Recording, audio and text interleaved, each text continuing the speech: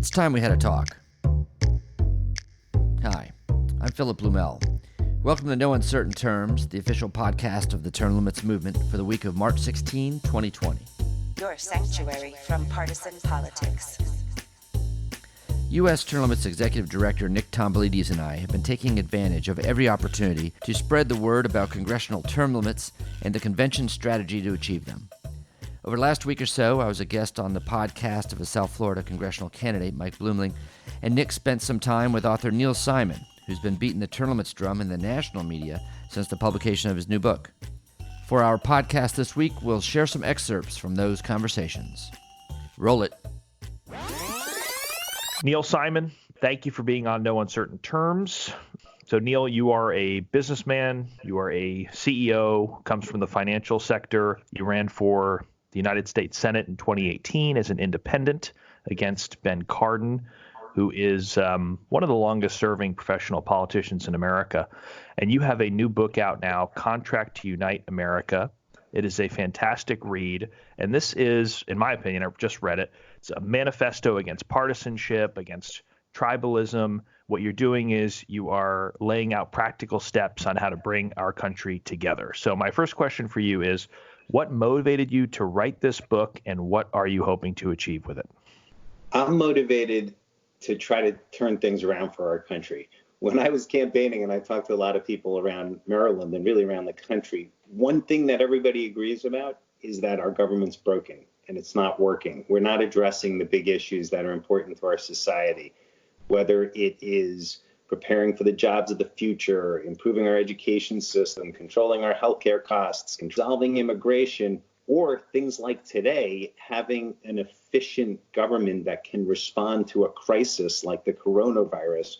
We're failing on all measures. And over the years, I came to the view that a lot of that was because of the partisanship in our government, that our government has become full of people who care so much about beating the other team that they've lost sight of the greater mission, which is make advances for the American people.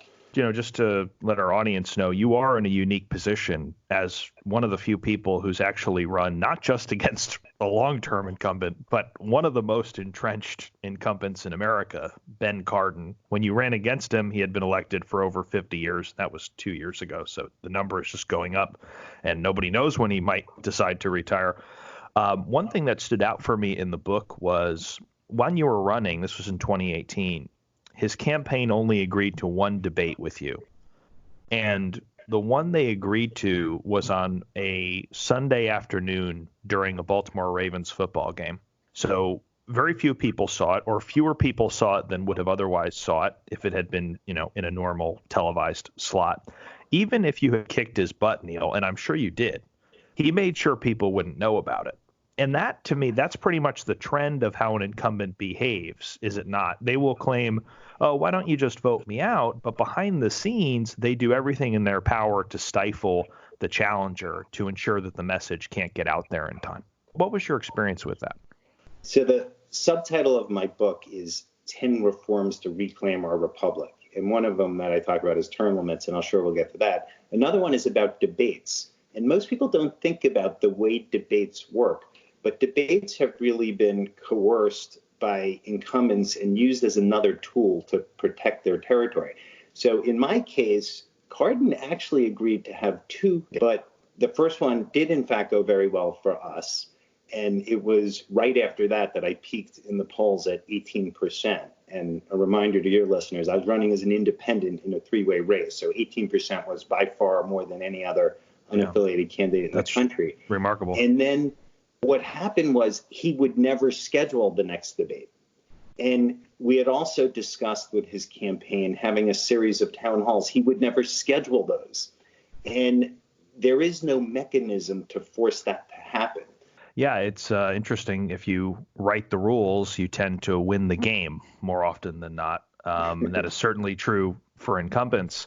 But this definitely factors in the discussion about term limits, because one thing we hear so often from the opposition, not just incumbents, but also their surrogates and lobbyists and other people who are kind of in that political orbit, is, well, why don't you just vote me out? They act as if an election comes down to every American sitting down on Wikipedia on the eve of the election, pulling up both candidates' bios and studiously comparing all of their position statements to see what they agree with the most. But of course, we know that the reality is very different from that. Incumbents have a whole host of different advantages that they deploy to try to stymie challengers, to try to stifle your momentum, whether it's this debating racket, whether it's the $9 they can get from special interest PACs for every $1 that might flow to a challenger, congressional franking privilege, media coverage, you name it. The deck is so stacked against new blood trying to enter the system and really make change. So did you get a sense of that? Not just in debates, but throughout the entire campaign? The deck is stacked against new challengers in every way you can imagine, and it's far worse than I even dreamed. And I knew I was going to be a long shot candidate right from the start. I was running as an independent, which we all know is something very difficult to do. It does involve debates. It involves the way ballot access works, meaning the way you're listed on the ballot. The two parties have colluded to create incredible hurdles just simply to be listed on the ballot. Money plays a huge role in this. So you mentioned the 9-to-1 advantage that incumbents have with money. I'll tell you, as a candidate, the money is all on the extremes as well. So every incentive you have is to appeal to one ideological base or the other. You have a lot of experience in the nonprofit world that you focused on in the book. And you contrasted nonprofit boards that have term limits with boards that don't have term limits. I just wanted to ask you if you could share a little bit on that and tell us, how did that inform your position on the issue of term limits? Over the years, I just noticed a big difference in the way boards function when they have term limits versus when they do not. In the book, I tell a story about two different organizations, one with term limits, which was constantly revitalizing itself and taking on big new initiatives and making a bigger and bigger impact in our community. And I compared them to another one where I was on the board 20 years ago, and they don't have term limits, and they still have some of the same board members that I served with. And they invited me back to an alumni event, and I felt like they were having the same exact conversation that we were having 20 years ago. And I think organizations stagnate when your leadership stagnates. And I think that's part of what's happening in our government. You know, some people argue against term limits. They'll say, well, if you have term limits, you're losing all these experienced legislators who are so effective at developing solutions to our country. So my first reaction is, really? You think we're doing a good job at that? But then, where are you seeing success and productivity? But then my second reaction is, they are developing some experience, but it's the wrong type of experience. The skills that they're developing by being in the legislature so long are partisan warrior skills. They're learning how to fight each other and beat each other in a daily news cycle. So I think the experience is actually working against us. Welcome. You're listening to Live with Michael Blumling Jr., episode 83. On today's program, our special guest is Philip Lumo, president of U.S. Term Limits. So, Philip, thank you so much for coming on the show today, and thank you for trying to fight to get a different voice into Congress, because that's what's so important. We have a lot of these people that have been in there for a long time, like Joe Biden and Bernie Sanders, and they're just absolutely destroying America. The trouble is, since 1970, we've seen a situation where, to use the U.S. House as an example, an incumbent running for their own seat wins just shy of 95% of the time.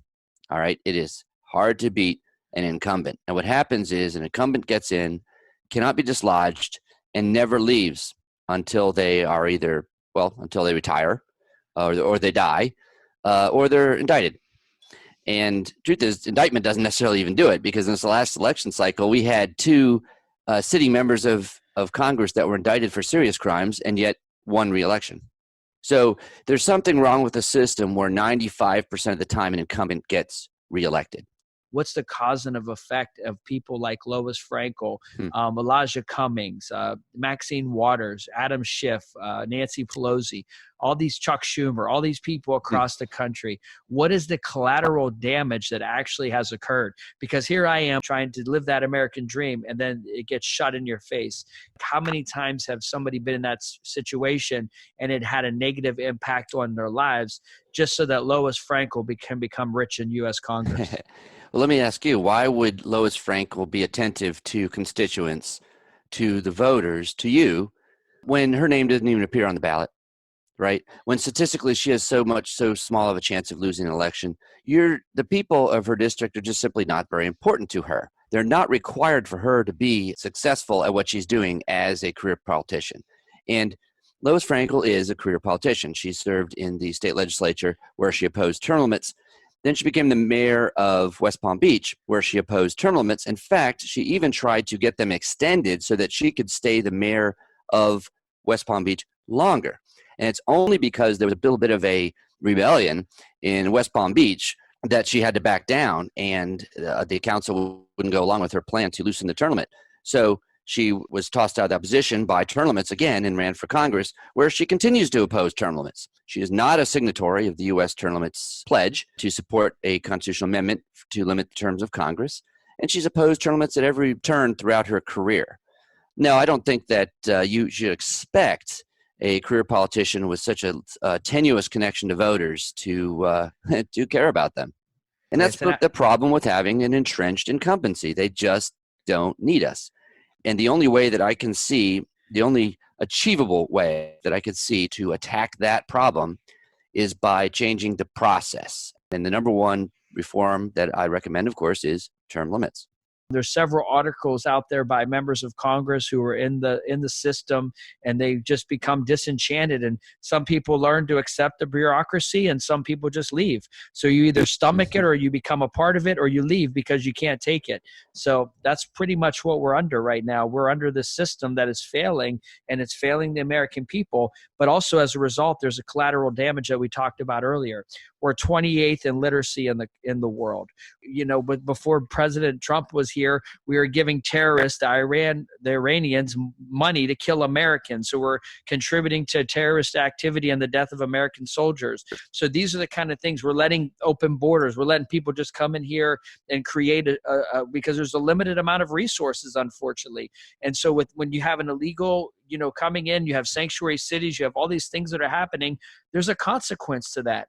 And you can't just say, oh, well, we'll just rack up more debt. The government will solve the problem, or we'll kick the can down the road for another day. Yeah. You made an interesting point about the way that you're transformed over time. Because if you're part of it, you either stomach it or you become it, or you leave, right? And I think that's part of the process by which the Congress is corrupted over time. The good people will leave if they feel like they're just banging their head on a wall, whereas those that actually like it stay and prosper. Ronald Reagan famously said that a lot of times candidates will look at Washington as a cesspool, a swamp, right? But when they get there, they find out that, hey, this is more like a hot tub, and they like it. They stay. And this is borne out statistically when you're talking about spending and being a fiscal conservative. There was a study done by the Cato Institute years ago. It only looked at Republicans, but then Republicans tend to run on a platform of fiscal conservatism. It's part of the rhetoric. And they looked at the level of spending of members of Congress based on their tenure. And the truth is that most Republicans getting into office in the U.S., this is only the U.S. House also, in the U.S. House, Republicans in the U.S. House actually are fiscally conservative. They're not big spenders. But after about 8 or 9 years, 10 years, they are indistinguishable from a 30-year veteran. So what tends to happen is you get there with ideas, you get there with the idea that, man, this country needs some fiscal discipline. You start fighting that fight, but after about a decade, you give up. You're done. You're going to get the hell out, or you're going to join the party, the spending party. And what usually happens is you join the spending party. So one thing you do discuss in the book that I think is very important is the role of money in politics, namely the dirty tricks that are used by shady groups to influence these elections. I wanted to ask you, in your research and also in your personal experience of having been a Senate candidate, what did you learn about the relationship between money and incumbency? Well, I learned that a lot of the money is on the two extremes. So take, for example, a candidate like me. I was a pro-business candidate. I come from the private sector. I believe deeply that the private sector is the key to generating jobs in this country, to economic growth in this country. But I also think climate change and that we need to do something about it. So I would get forms from PACs say, the U.S. Chamber of Commerce or a conservation group that would ask me to check a set of boxes. And I couldn't check all the boxes on either one of those forms because I think we need to do something that's in between, say, two extreme positions. Same on immigration, same on a lot of issues. So what I found with money was that a lot of it is part of the warped incentive system that pushes candidates to the two bases and causes us to have so much stalemate in our government. So you've laid out 10 different reforms in this book. Term limits is one of those. And one problem we have with this is people love term limits. Got 82% support with the American public, but it is anathema to the political class. And I would say that might be true about every amendment in your book, honestly, not just term limits. So I want to ask you, are you finding allies among elected officials out there? In general, I agree with you. The American public, over 60% of the American public supports every single reform in my book. The highest is term limits. The second highest, by the way, is campaign finance reform. And real campaign finance reform also requires a constitutional amendment. So I think those are the two that are the most difficult. There are some people on the Hill, and I'm sure you know some of them, that have talked about combining those two initiatives together, since one is a little more popular on the right and one's a little more popular on the left. And I think that that might be the key to getting elected officials behind them. Because at the end of the day, while almost all Americans or most Americans are behind all these reforms, the Americans that matter the most are our elected legislators who have the power to implement most of these things. And they are the ones who are most resistant because they benefit from the current system. We have a little expression around the office, which is that chickens don't tend to vote for Colonel Sanders, which applies, I think, to several of these. What's next for you? Well, first, when I talk about my book at different events, and I talk about the 10 reforms, the one that comes up the most is term limits. Americans are really behind this. And at the end of the day, I think the key to getting it done is to create enough pressure on the people in government that they feel like they have to just get behind it and help. And I know you guys are working to that end, and I'm so grateful for everything you're doing. Sometimes I'll say to audience, would we be better off or worse off if Chuck Schumer and Mitch McConnell had both term limited out years ago and we had different leadership? Yeah. I think that sometimes bangs it home for people. They understand the value of new blood and new ideas and new energy and how that might change the dynamic in Congress. And we'll see what comes next. I don't have any intentions for running for office, if that's what you're asking about. But I do have an intention to continue to work to try to do things that will make our government function better, that will help our country unite, that will help our country actually address the pressing issues that we're facing. Thank you for that. And based on the agenda you've laid out in this book, which is pretty bold, which includes term limits, it sounds like you definitely have an opportunity in front of you right now to make as much of a difference, if not more of a difference, from outside the Senate, from outside Congress, than you might have had to make had you gotten elected. It's really a tremendous read. And when you mention about term limits is so true. It's the only issue where, you can go into a truck stop in Little Rock and say, who supports term limits? Every single hand is going to shoot up. Or you could go in like a vegan coffee house in Dartmouth and the same exact thing will happen. It's such an issue that cuts across party lines and brings people together. And it really helps unify our country. And Neil, we're so appreciative that you focused on it in your book. And it's just been great having you on the program. Once again, the book is Contract to Unite America, 10 Reforms to Reclaim Our Republic.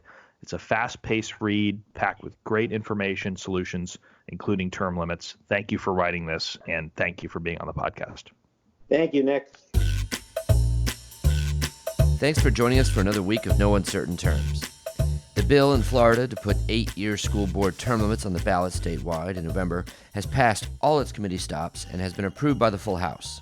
After passing the Senate Rules Committee, the bill is now headed to the Senate floor for final approval. Everything weighs on this one vote, which is awaiting scheduling. Florida state senators need to hear from you right now. If you live in Florida, please go to termlimits.com, and under the Current Actions tab along the top, you will see the action item for Florida School Board term limits. Click it. Use the online tool to send your senator a message. It'll take 2 minutes, no more. Now, you may have sent a message already, or maybe you've done it several times as the bill made its way through the committee process. But do it one more time. This is the final vote. Tell them to vote yes. The vote is imminent. Thank you. We'll be back next week.